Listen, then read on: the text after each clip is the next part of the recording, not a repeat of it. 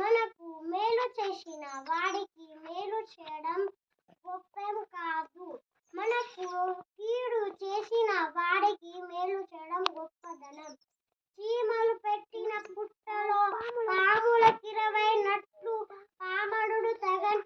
హేమంబు కూడబెట్టిన భూమి సులకాలజేరు మీలో సుమతి. చిన్న చిన్న చీమలు ఎంతో కష్టపడి తన పుట్టలను నిర్మించుకుంటాయి.